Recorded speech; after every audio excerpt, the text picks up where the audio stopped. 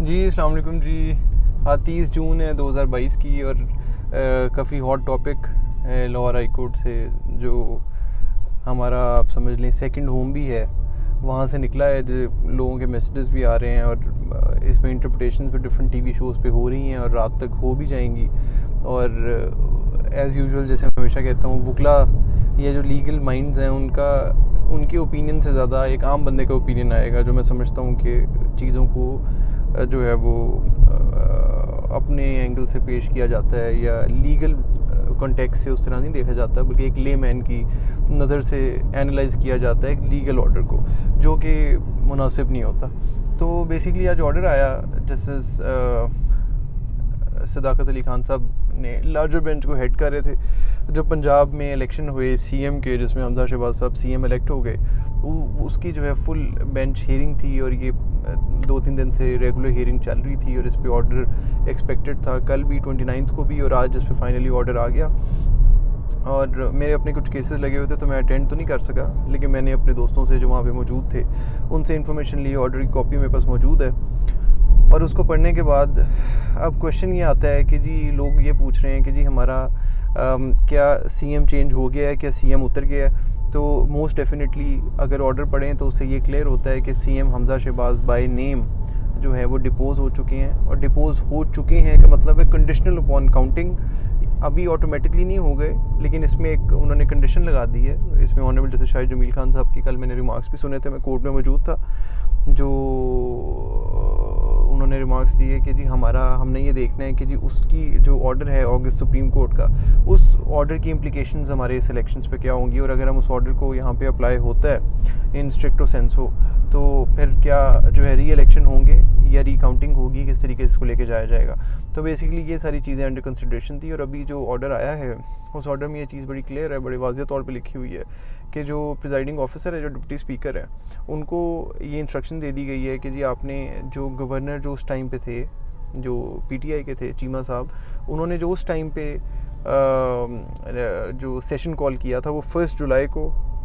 उसको कंसिडर किया जाए कि वो कॉल हो चुका है। 1 जुलाई कल है और वो 1 जुलाई को इसको बुला के जुमे का दिन बनता है और इसकी काउंटिंग करेंगे। और सुप्रीम कोर्ट ने जो ऑर्डर दिया था कि जी जो मुनहरिफ अराकीन है इनके वोट को काउंट नहीं किया जाएगा, इनके वोट्स जो हैं वो कंसिडर नहीं किए जाने चाहिए, उसकी एप्लीकेशन के बाद वो जो 25 अराकीन है वो निकाल दिए जाएंगे काउंटिंग में से। जब वो 25 अराकीन काउंटिंग में से निकल जाएंगे तो हाई कोर्ट के ऑर्डर के मुताबिक फिर फिर जो है वो वोट की काउंटिंग दोबारा से हो, और जो भी सीएम नया होता है उसके फिर जो है वो वेरी नेक्स्ट डे जो सैटरडे बनता है उसका हलफ लिया जाए, और इसका जो ऑर्डर और इसकी इम्प्लीमेंटेशन करनी है वो गवर्नर ने करनी है along with the federal government. तो ये ऑर्डर उन्होंने कर दिया है। और इस ऑर्डर की बेसिकली लेमैन लैंग्वेज में मीनिंग ये है कि वो 25 वोटों को कंसिडर नहीं किया जाएगा, उनको निकाल दिया जाएगा सुप्रीम कोर्ट की जजमेंट की नज़र में।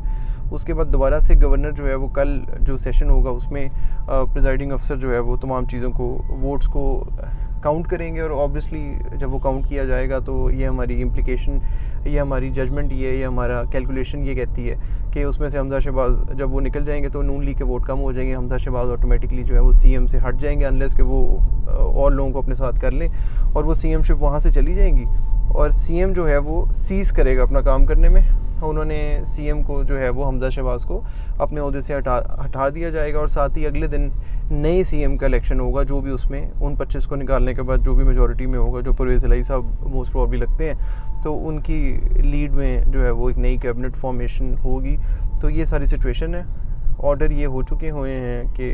आपने जो है वो इनको इनको जो है अपने वहाँ से निकाल देना है। कल गवर्नर जो है वो अपने पास सेशन जो कॉल किया है वो कल से स्टार्ट हो जाएगा। कल काउंटिंग होगी, हफ्ते वाले दिन उसका जो है वो दोबारा से जो भी नया काउंटिंग में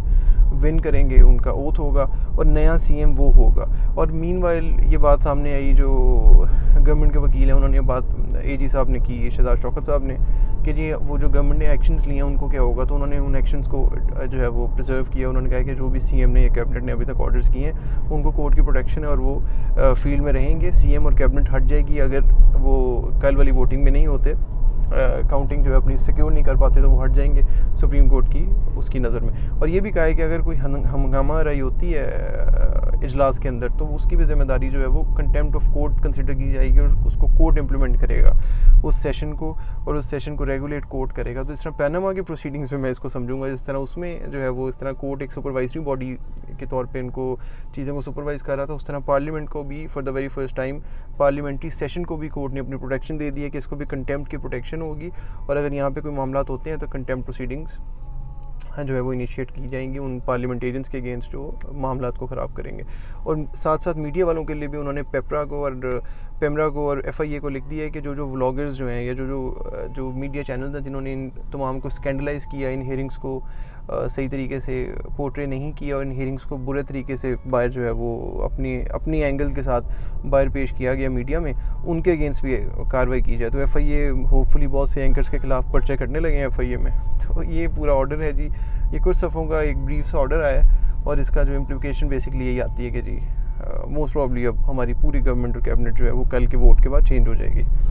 thank you so much. Hopefully मैंने ये एक थोरो व्यू उसको दिया था और उसके बाद मैंने समझा कि उसको मैं कर दूं। उस पर मज़ीद जो है वो कानून की रोशनी में जो सेक्शंस उन्होंने वहाँ पे किए, जिस नोटिफिकेशन की बात वहाँ पे चली कोर्ट में, जिस नोटिफिकेशन को डिस्कस किया गया, जिस नोटिफिकेशन के इम्प्लिकेशंस को देखा गया, वो तमाम चीज़ें मैं एक डिटेल में कोशिश करूँगा टाइम निकाल के, अगर वो भी हमारे लॉयर भाइयों के लिए, हमारी डिस्कशन के लिए, लीगल डिस्कशन के लिए उसको भी कर लिया जाए। लेकिन अभी के लिए ये तमाम चीज़ें जो है लाहौर हाई कोर्ट ने आज की जी। Thank you.